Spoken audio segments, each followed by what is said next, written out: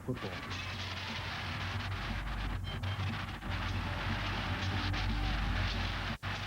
Going backstage to see how the whole thing worked, we shall get to know and understand these men whose daily lives were lived in the shadow of death. The origins of gladiatorial combat lie in the primitive rituals practiced during funeral ceremonies, when battling to the death was a way of honoring the dead. Curious, you may think, adding dead to the dead. But you must remember that gladiators were expendable merchandise. We shall visit Rome, capital of the Empire of the Caesars, to admire the monuments surrounding the Colosseum. The Forum, with its temples and buildings of state. The Basilica Ulpia, where slaves and gladiators alike could apply for their freedom. And palaces, where gladiators were often brought in to entertain the guests at banquets. But above all else, towered the wonder of the Colosseum. This greatest of all amphitheaters rose from the ashes of a terrible fire, the great Fire of Rome, which burned out the heart of the city. Over the next hour, we'll be plunging back into this great chaotic cauldron of ancient Rome to discover the real story of the gladiators.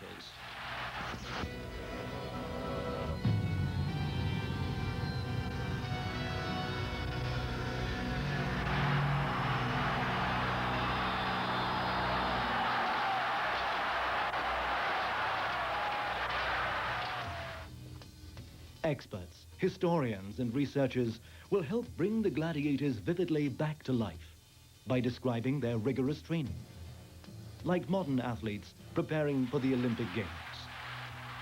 The difference being that they weren't trying to win any medals. They were fighting for their lives. We'll be taking a close look at their clothing, helmets and shields, their armor and their weapons.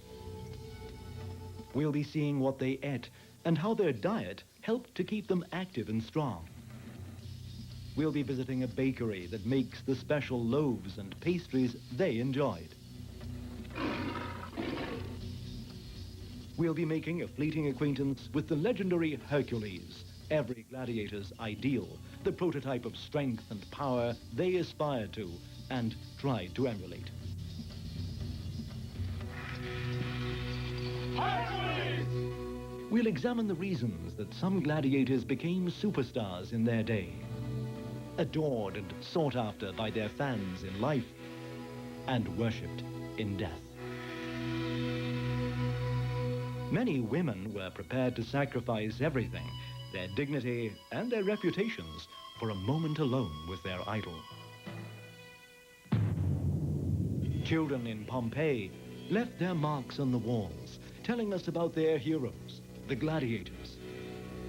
We shall witness the terrible volcanic eruption that buried the city and all who lived there, including the gladiators, under layers of burning ash.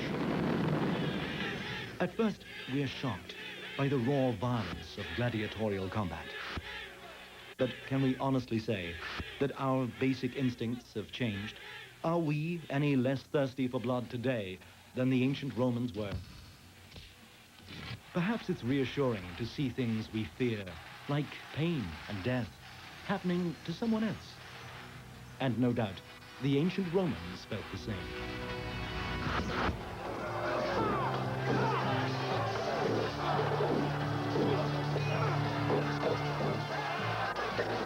As we look at the Colosseum today, we can hear echoes of the gladiators who fought and died here in the arena over 4 terrible centuries.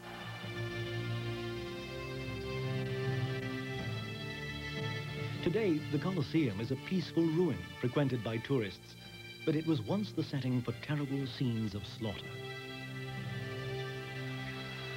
In AD 109, the Emperor Trajan organized a spectacle that lasted for 117 days without stopping, during which over 9,000 gladiators died, just to satisfy the bloodlust of the spectators in the Colosseum. But who were the protagonists of this ferocious form of spectacle? Where did they come from, and how were they enrolled and trained?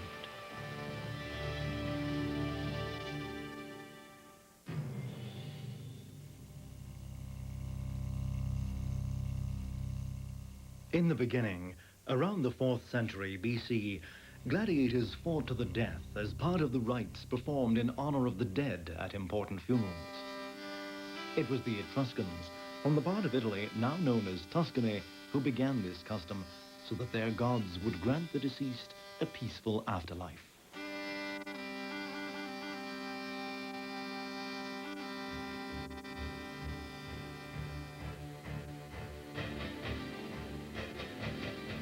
When the gladiator games were introduced to Rome, they became a wildly popular form of entertainment.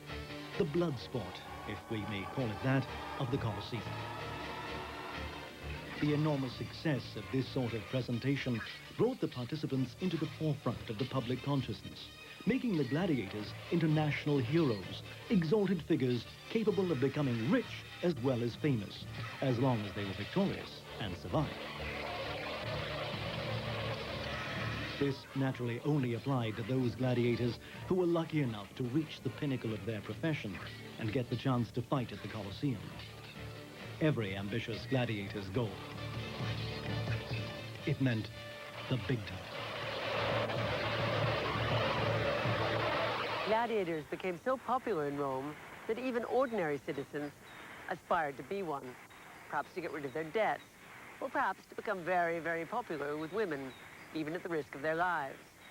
It was all about glory and fame, and even some women seemed to have tried the arena.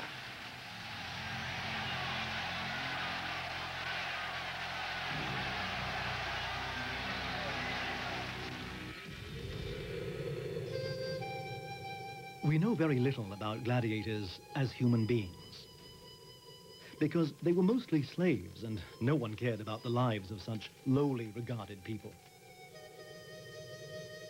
We do know that some gladiators were married and allowed to live in the barracks with their wives. Others, who could be trusted, got special permission to live outside with their families.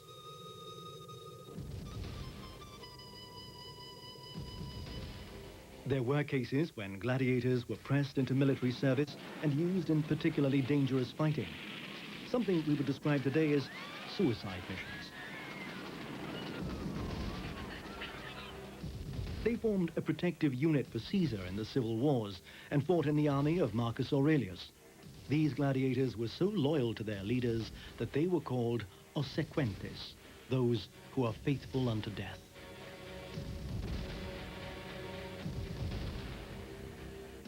The ancient Romans worshipped many deities, but there was one in particular who was dear to the hearts of the gladiators. This was the great legendary hero Hercules, now raised to the status of a god. They would shout his name on entering the arena to evoke his spirit. Hercules! The Emperor Commodus shared this passion, as he did the passion for combat, and would dress as Hercules when he stepped into the arena to join the gladiators for a fight.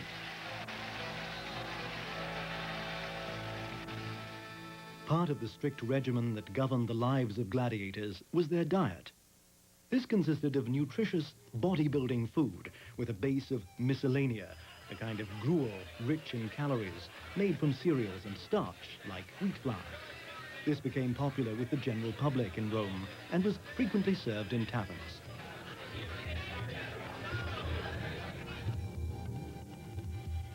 However, there was one occasion when gladiators were served luxurious food of the kind eaten by the rich. Dishes like stuffed pig's breasts and the rarest types of sweetmeats and fruit.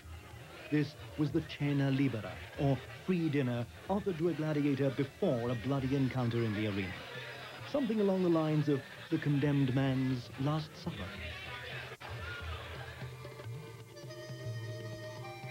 Gladiators, like all Romans, ate a lot of bread. This here is a quadratus. Bread like this was found in the ruins of Pompeii, but you can try it yourself today at Panella's Bakery, which specializes in the breads of the Roman Empire. It's one of the oldest bakeries in Rome.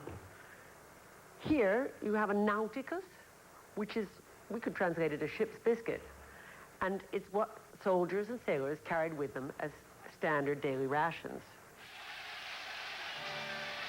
The gladiator who won his battle in the arena had prizes heaped upon him. Of course, if he was a slave, these perks went to the impresario who owned him. But if he was a free man or a citizen who'd taken combat as his chosen profession, he could earn the equivalent of a pop star's salary today and treat himself to the most lavish lifestyle. Fame and fortune was not the destiny of all of them. Some were forced to supplement their incomes by entertaining guests at banquets, stimulating their appetites with gory floor shows.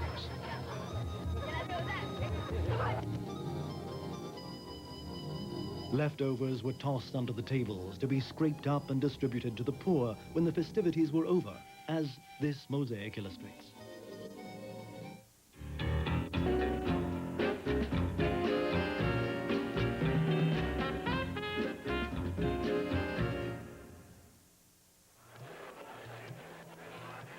Gladiators' blood was considered a cure for epilepsy and a good luck charm.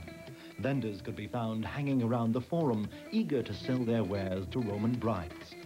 It was a tradition for a girl about to marry to part her hair with the tip of a lance dipped in gladiators' blood. Gladiators were not thrust into the arena unprepared. Their training took months, sometimes years. Good reason to regard a gladiator as a skilled performer worth a considerable amount of money. Therefore, it made no sense to send him out to die early on in his career. It's true that historians tell us that thousands of gladiators were killed in the arena. But this happened in particular circumstances, at very special events. Only an emperor could afford such lavish expenditure. The impresario, or lanista, who invested his money acquiring a stable of gladiators and training them, much as managers do with boxers today, would be a poor businessman if he allowed his precious protégés to be killed before they'd earned him a good profit. Historians also reveal that many of the fights were rigged or finished in a draw, so no one got badly hurt. It was a status symbol to own a gladiator in ancient Rome. But the government saw it as a danger because they could be used as bodyguards and in large numbers could form a personal militia that might become a threat to the state. So a law was brought in, limiting the number of gladiators that any one person could own. From 300 pairs of gladiators, 600 men in the Republican era, they dropped dramatically to only 75 in the time of Tiberius. Gladiators lived in the ludus, a mixture of a hostel, a barracks, and a gymnasium, of which there were many in Rome.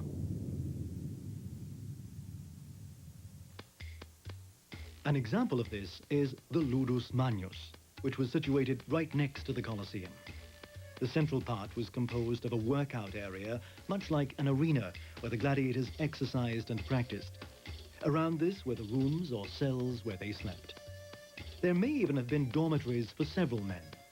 Most gladiators performed the ordinary, simple chores of daily life in the ludus, starting the day with their ablutions. Shaving was done with a surprisingly modern instrument designed especially.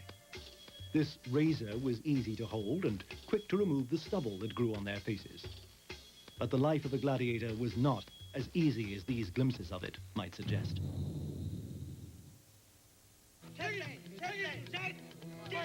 What free time they had was spent playing games like these, which were very popular in ancient Rome. Morra, a guessing game with the fingers, still practiced today in Sardinia. Dice, a game we all know today, and most popular of all, astragali. This game was played with carved bones, 4 at a time, which were tossed down and studied. The winner was the one to have each of the 4 bones end up with a different side up. This was called a Venus.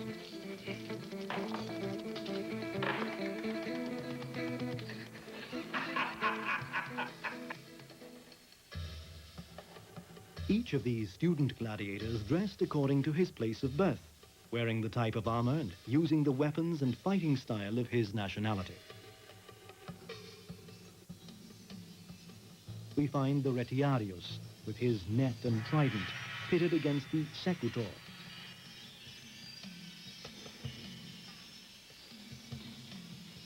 Theopromachus, who carried a very large shield and fought against the Thracians, who came from the area north of Greece, now known as Bulgaria.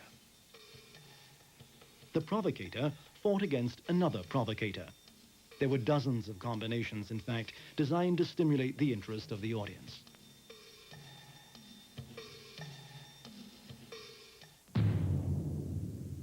On the day of the performance, there was always a parade featuring all the different kinds of fighters they were expected to perform, as well as the sponsors, and the managers, entrepreneurs, financial backers, and of course the musicians who would play the music to heighten the excitement. Music accompanied the dreadful scenes that were being played out in the arena, much as it would in the silent films of the 20s. The Roman musicians used the cornu, a sort of trumpet, the lyre, the double flute, and for percussion they used cymbals. They even had a sort of hydraulic organ.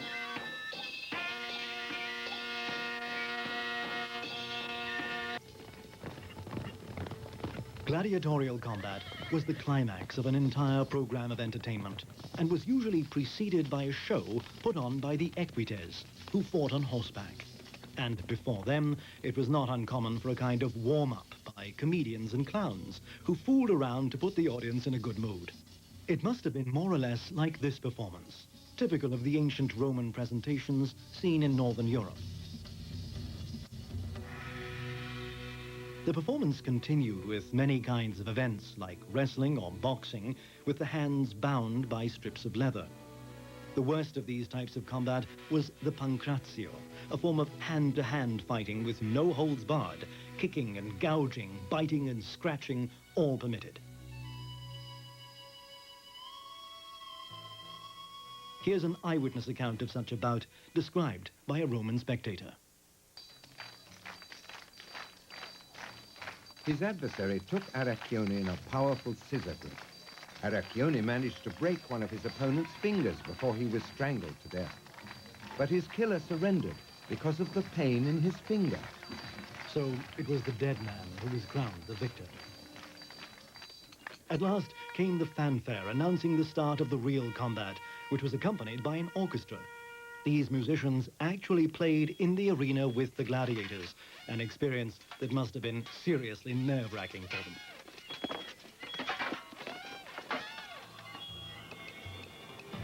Luckily for them, these gladiators aren't fighting for real. They're members of the Ars Dimicandi Institute of Bergamo, Italy, a group of experimental archaeology scholars who've carefully reconstructed the techniques and styles of combat employed by the gladiators of ancient Rome, and have trained in order to present displays of their skills. The winner of a bout would be crowned with laurel leaves, but the loser... We asked Dario Battaglia, the organizer of this group of archaeologists and researchers into ancient customs, how a gladiator who had lost a match would spend the last few moments of his life.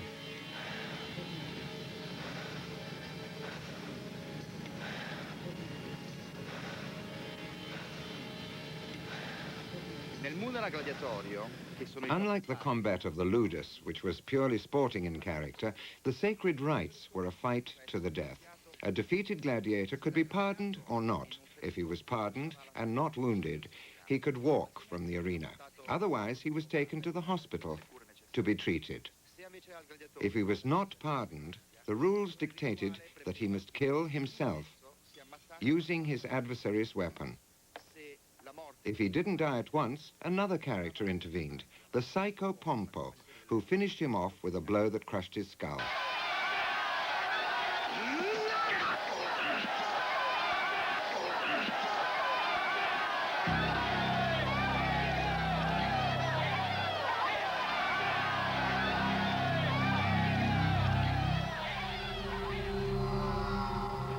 Hermes Psychopompo was his full title, and he was an infernal divinity. It meant he who accompanies the dead to the netherworld. He was actually a kind of umpire in a sinister disguise, who stood by to dispatch a doomed man with the coup de grace. If a gladiator couldn't continue fighting, he would throw down his weapon and appeal to the crowd with specific hand gestures. If he asked for the right to die, and it was granted, his opponent offered him his sword, and he ritualistically plunged it into his heart, down through the ribcage.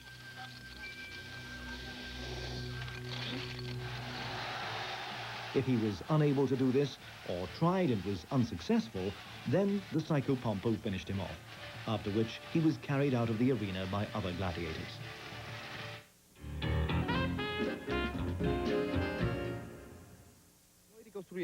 We've made it our business to learn the techniques of combat practiced by the gladiators of old through experimental archaeology, which consists of living the actual gladiatorial experience as far as possible, reconstructing the athletic movements and putting the weapons and armor to practical use. Naturally, this is done after considerable study based on illustrations, archaeological discoveries, and documented historical facts. We've worked for years in conjunction with universities, museums, and archaeological sites all over Europe. Let's get in close and see from this amazing group of highly active scholars the various types of gladiators. This is the retiarius. He took his title from the net and the trident as his principal weapons. Another was the pugio, a small sharp weapon he could hold in his fist and use for close hand-to-hand combat.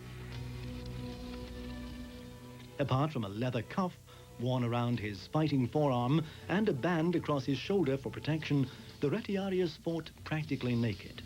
This nudity caused his adversary to hurl himself on him, but hidden in his grip was the net, which the retiarius had learned to use swiftly and efficiently if he was to catch his man.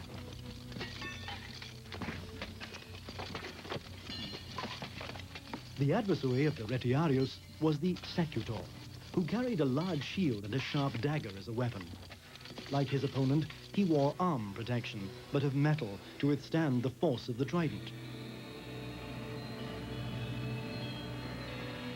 Lastly, he wore a helmet, at one time decorated with a fish on top, to complete the symbolism of catcher and caught. But as this was easily entangled in the net, it was removed.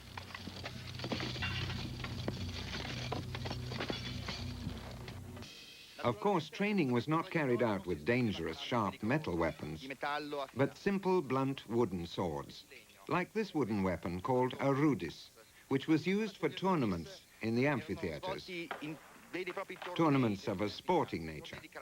It became the symbol of a gladiator's freedom because it was presented to him at the end of his career after he had survived 5 or 6 years of fighting, as a token of his freedom.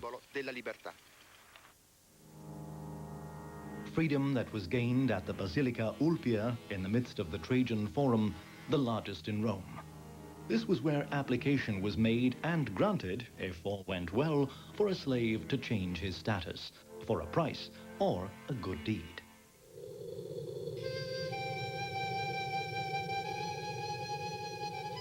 The Basilica Ulpia was part of one of the most amazing complexes in the ancient world. The Emperor Trajan also built the forum that bears his name.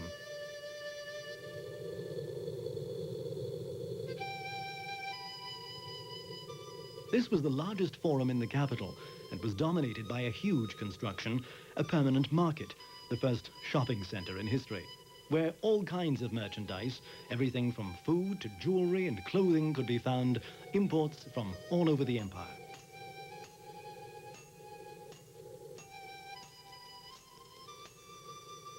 It was here, of course, that provisions were bought for the ludus, the food and the clothing worn by the gladiators, who could only glimpse Rome through the barred windows of the ludus, where they were more or less imprisoned. The Ludus Magnus wasn't the only gladiator school in Rome. There were other important places, like the Ludus Dacicus for Dacians and the Ludus Gallicus for Gauls. Though these were not the only kind, there were also schools for the Venatores, the hunters, who were trained to fight wild beasts. These gladiators were called Venatores. It was a savage and appallingly cruel spectacle. The pitting of man against beast was carefully planned. Gladiators from the east fought tigers and elephants. Celts battled with bears. Africans struggled with lions and rhinos. There was one category of Venatore that has survived, the Taurari, who fought bulls. with perhaps less finesse than the matador, but with the same result.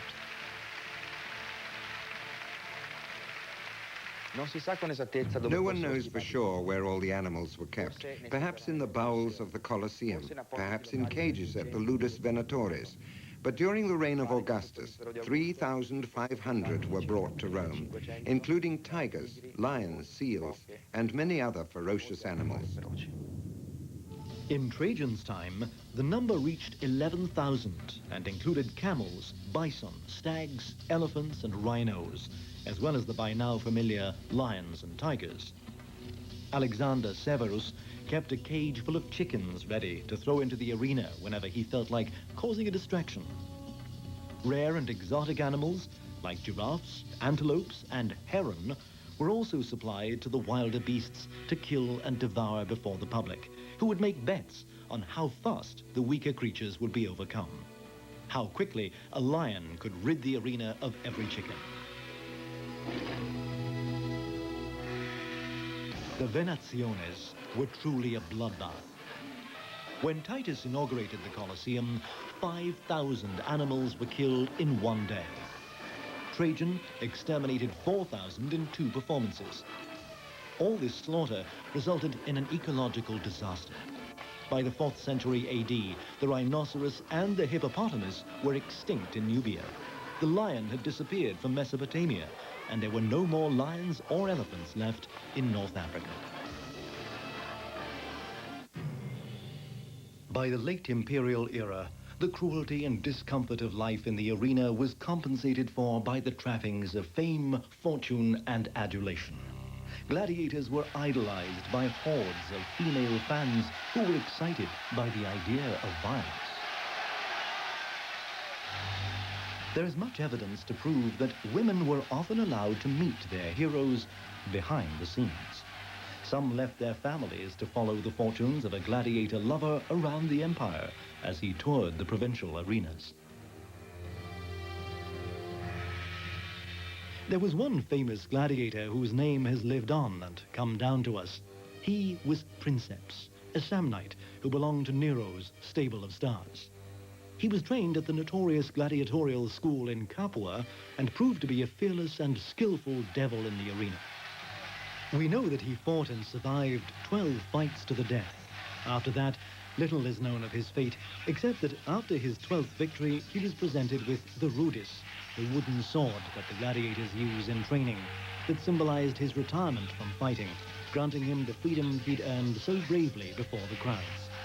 We can only assume that he lived to a ripe old age, basking in the glory of his past.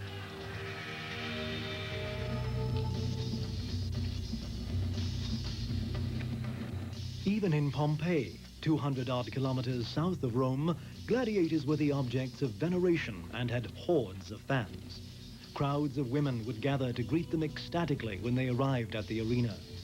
Painted on the walls all around the city, we find announcements of forthcoming games in the amphitheater, with plenty of information, such as whether or not the awning will be erected to protect the public from the sun or rain, and if there's to be a distribution of prizes.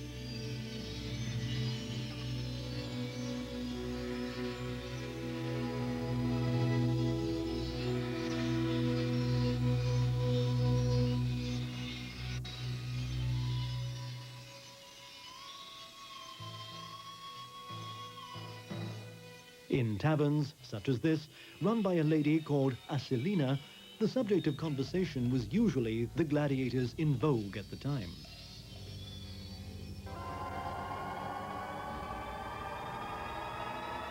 How often the room above had been the scene of a lover's meeting for a gladiator.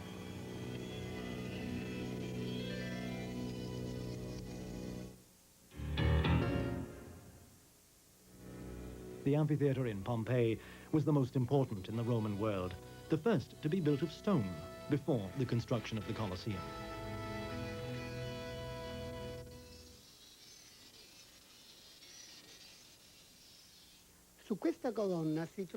It says here in the inscription on this column that it was noticed with considerable relish that the wife of an important citizen of Pompeii Decimus Lucretius Valens, was seen in person buying an expert horseman named Onustus, as well as Tegatus, a Thracian, also of the highest quality.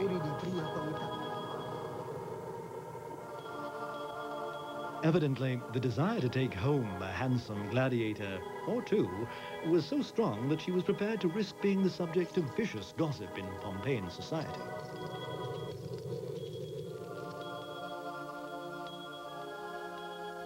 Gladiators made no secret of their success with the ladies, who flocked after them with hearts aflutter. One described himself as a suspirium puellarum, meaning a man who takes a girl's breath away. Another considered himself to be a doctor of girls, both in the morning and at night. We can only imagine what sort of treatment he offered his patients.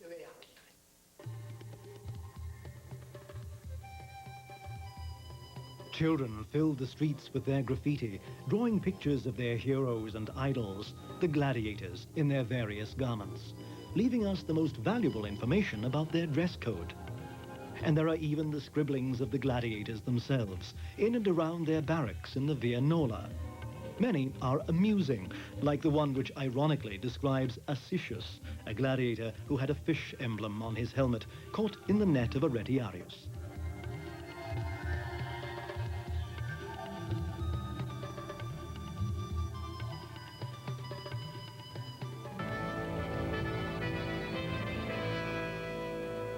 The emotions provoked by gladiators in the hearts of the people of Pompeii are amply illustrated by an episode that occurred in the city's famous amphitheater, the oldest in the Roman world. This fresco, found in Pompeii, depicts a bloody fight that took place in 59 AD between the Pompeians and Nucerini, the citizens of Nocera, a town nearby. You can see the opposing factions in the audience going at each other as the gladiators battle it out in the arena. Most of the information we have about gladiators comes from pictures and objects found in Pompeii. They were preserved by the eruption of the volcano Vesuvius that took place in 79 AD.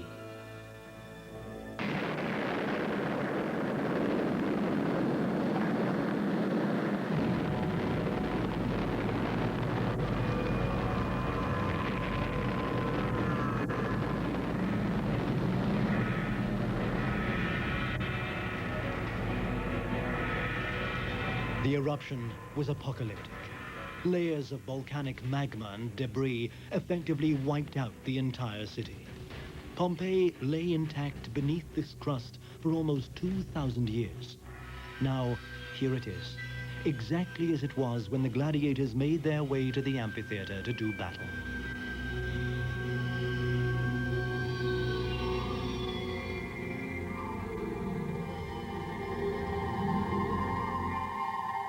As well as the beautiful frescoes found here, like those in the House of Mysteries depicting a Dionysian rite, and those of the lovers in the Villa of the Vetii, wonderful statues and thousands of utensils and ordinary objects of daily life were unearthed.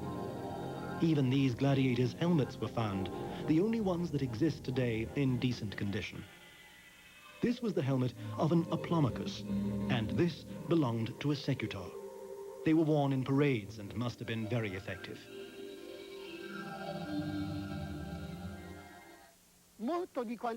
Much of what we know about gladiators was discovered here in Pompeii. This is the quadrangle and surrounding portico of the place where they lived during the final years of the city. Their bedrooms were here, and the halls where they dined.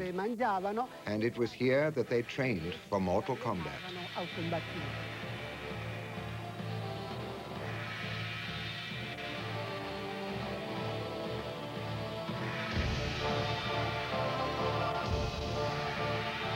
But returning to Rome, when the games were first introduced to the capital, they took place in the Roman Forum, right in the middle of the square, cordoned off from the public like a boxing ring. People watched from the surrounding rooftops and windows, and without buying a ticket. When the sport took off, it was decided that a place should be built for it, somewhere entirely new, especially designed.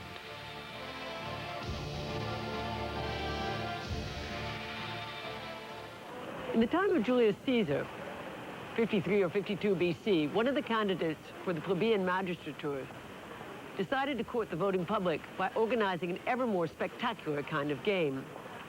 On the excuse of honoring his father, he arranged for 2 gladiatorial performances to take place simultaneously. He had a wooden theater, specially built, in 2 halves for the 2 games. Put together on a single axis, they made an amphitheater, or theater on both sides.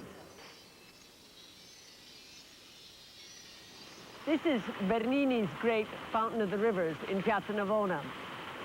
It's still fed by one of the aqueducts that brought water to the Romans. Now, water, of course, was needed to put out fires, and there wasn't enough to put out the fire that burned to the ground one of the first wooden amphitheaters, the Taurus, which was built very near this spot.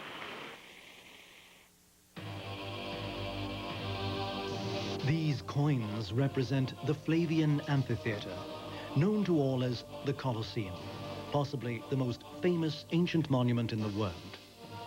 Its construction began in the first years of the Emperor Vespasian's reign, and it was he who opened it, though still incomplete, in 79 AD. His son Titus finished it, while it was Vespasian's other son, Domitian, who had the underground area built when his turn came to rule the Romans. This amphitheater came to be known as the Colosseum because of a gigantic statue of the sun god, a colossus, that stood beside it.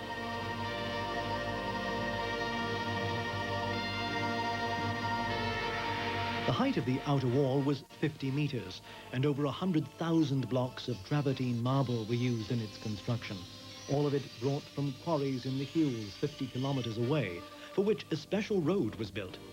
Before building began, however, the ornamental lake that formed part of the gardens of Nero's Golden Palace had to be drained. The palace, too, was demolished to make way for this enormous structure.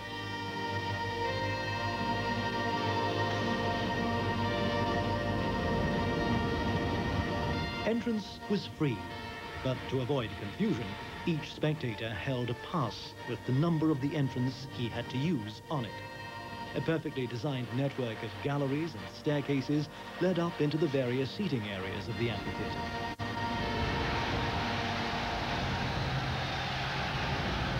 In the cavea, or auditorium, between the seating blocks, were found many fountains for the use of the spectators. But strangely enough, there's no sign of toilets or restrooms. One must ask oneself, how could so many spectators, crowded together for so many hours, have managed to contain themselves? What we do know is that armies of cleaners went by afterwards to swab everything down, probably just as well. The seating areas were divided into different sectors. Women were confined to the highest level, not because of their social position, but because the place had gradually declined in moral tone, and prostitutes had begun to cruise the galleries, distracting the men from the performance. This gallery on the first floor is typical. Just about everything went on here. Vendors selling dried chickpeas, drinks and souvenirs. Meals cooked on little stoves, blankets and cushions were rented out because the shows often continued on through the night. The Colosseum is still the tallest building in the city, and from the upper level there was a spectacular view of Imperial Rome, a city of gleaming marble. This scale model shows the entire city at the peak of its grandeur. It illustrates how the public monuments were surrounded by thousands of insulae, the apartment blocks of ordinary citizens. They were often as high as 7 stories and housed hundreds of families. At the height of the gladiators' popularity, there were over 400 separate quarters in Rome, 28 libraries, 10 theaters, 8 bridges across the Tiber, 19 aqueducts bringing 1.5 billion liters of water to the city every day, feeding 1,500 fountains, thousands of private baths, and 11 public thermal bathhouses.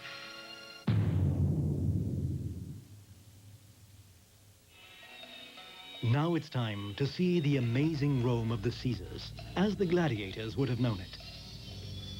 This is the view today from the top of the Colosseum. Before us lies the Via dei Fori Imperiali, that runs right through the forums, joining the Colosseum to Piazza Venezia, a wide boulevard constantly filled with tourists and traffic. From the same position, roughly 2,000 years ago, you would have seen it looking something like this. To the left stands the imposing outline of the colonnade in front of the Temple of Venus. Before us, the colossal statue of Apollo Helios, the sun god. On the right, a densely populated area known as the Quarta region.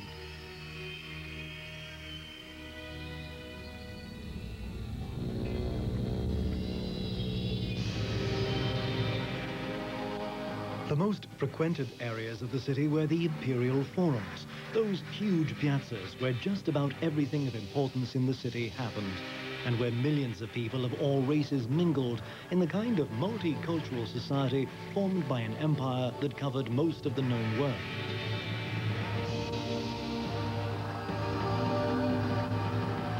The largest and most magnificent forum was, of course, Trajan's Forum. In its heyday, there were marble columns with Corinthian capitals that marked out a splendid portico with a decorated ceiling and colored marble flooring that ran the full 300 meters around the central piazza. Crossing the forum through the milling crowd that could always be found here, and passing under the colonnade, you could reach the Basilica Ulpia, the largest basilica in ancient Rome. Like all the Roman basilicas, it was not, as you might assume, a religious building. It was here that a slave could apply for his or her freedom, and a gladiator leave the confines and restrictions of the ludus forever.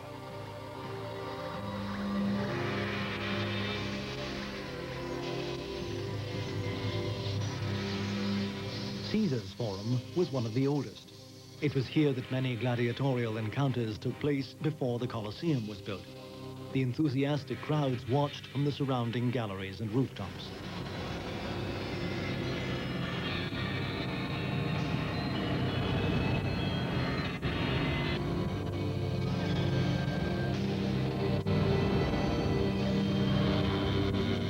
This was the Forum of Peace, built by the Emperor Vespasian, using the treasure from the temple in Jerusalem, which the Romans stole and brought to Rome. It was here that the famous 7-branched candelabra and the silver trumpet sacred to the Jews were kept.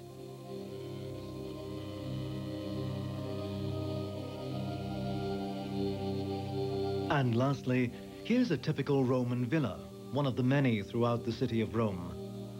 Gladiators were only ever permitted to enter a private villa like this if they were engaged to fight for the entertainment of guests, or if they'd been the slave of some wealthy master.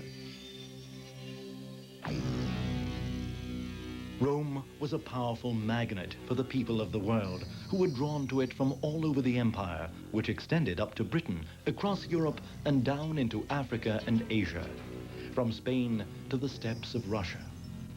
All came in search of a better life, with dreams of fame and riches, and tragically, many were swallowed up in the tempting arena of the Colosseum.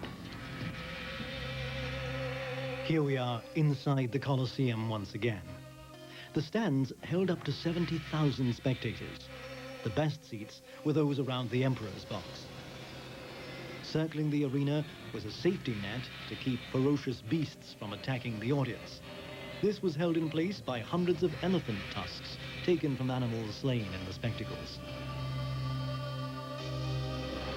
The floor of the arena was covered in sand to soak up the blood shed during the combat.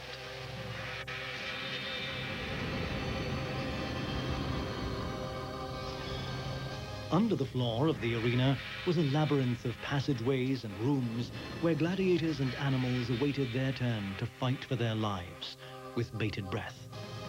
Deafened by the sounds of screams and roaring, dizzy from the stench of frightened animals and men, they waited for that moment when they would be sent up into the blinding light above in the arena to be greeted by the frenzied crowd, baying for their blood.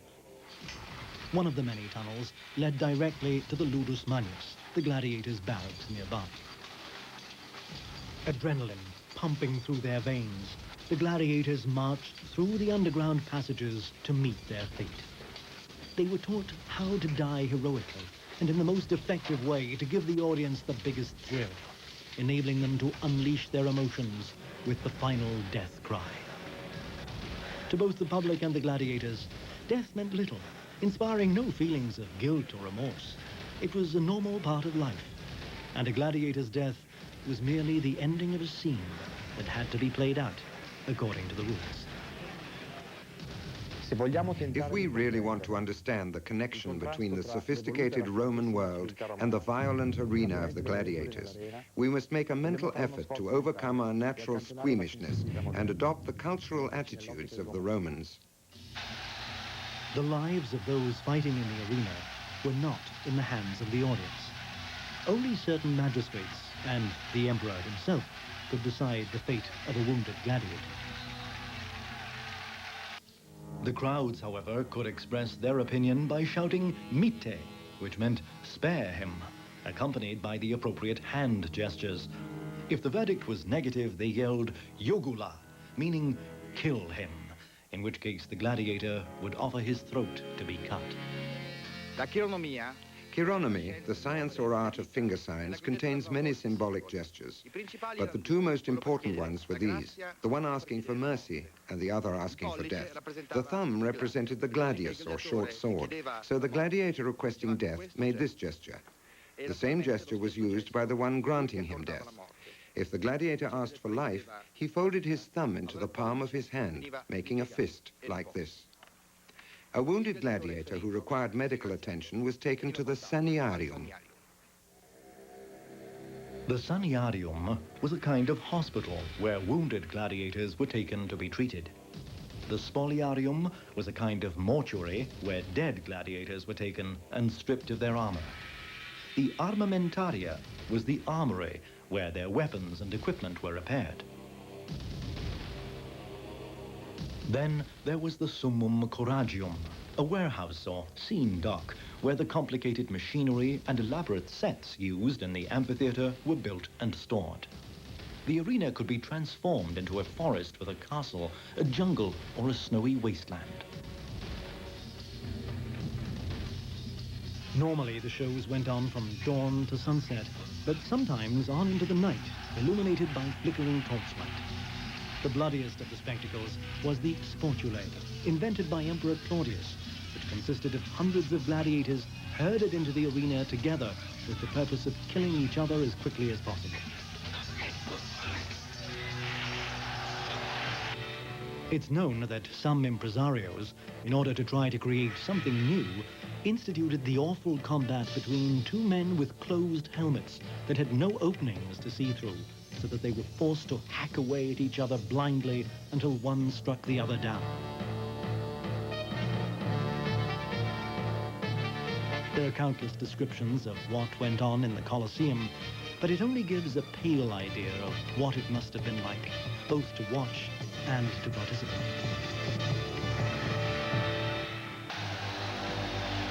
In the arena with the gladiators were hundreds of ordinary men and women who were crucified, burned, or fed to the lions to amuse the crowd for one simple reason.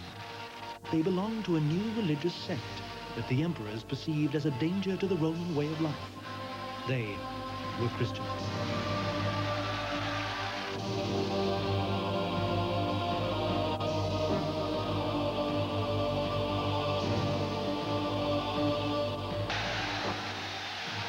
In amphitheaters and circuses throughout the empire, thousands of Christians perished in appallingly cruel ways. These massacres didn't stop until the 3rd century with an edict from the Emperor Constantine. However, the gladiators continued to do combat in the arena of the Colosseum up to the time of the Emperor Theodosius in 392, when all pagan rituals were banned. As the centuries slipped by, the gladiators were gradually forgotten. And the end of the gladiator meant the end of the Colosseum. The galleries were walled up to make stables for domestic animals, storerooms and shops. The upper floors were turned into living quarters. Around the year 1000, the whole place was transformed into a castle for the wealthy Frangipani family, but was soon to become a scene of ghastly bloodshed as the noble families of medieval Rome battled with each other in a power struggle for control of the city.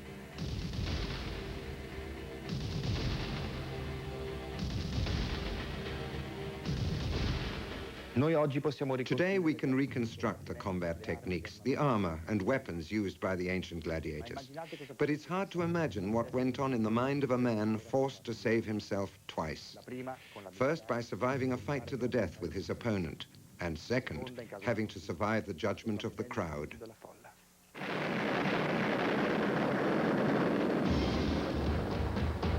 But violence has been man's legacy down through the ages.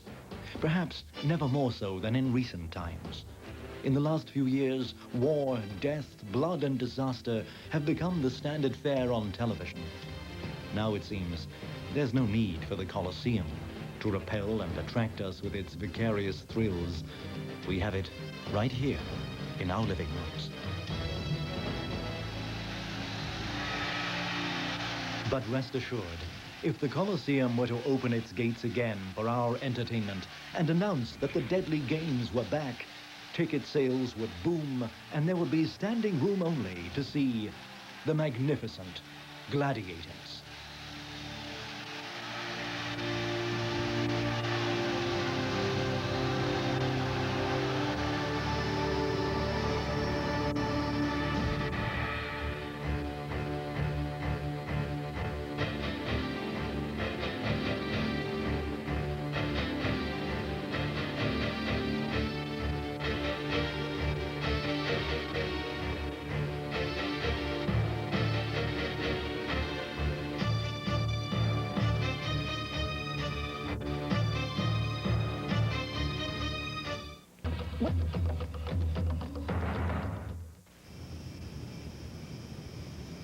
Romper un espejo, cruzar los dedos, pasar por debajo de una escalera, son solo algunas de las supersticiones que, según creen muchos, pueden cambiar nuestra suerte para mejor o para peor. Pero ¿de dónde vienen? ¿Y cómo fue que muchas que lucen como supersticiones mundanas surgieron de rituales ancestrales extraños y algunas veces mortales?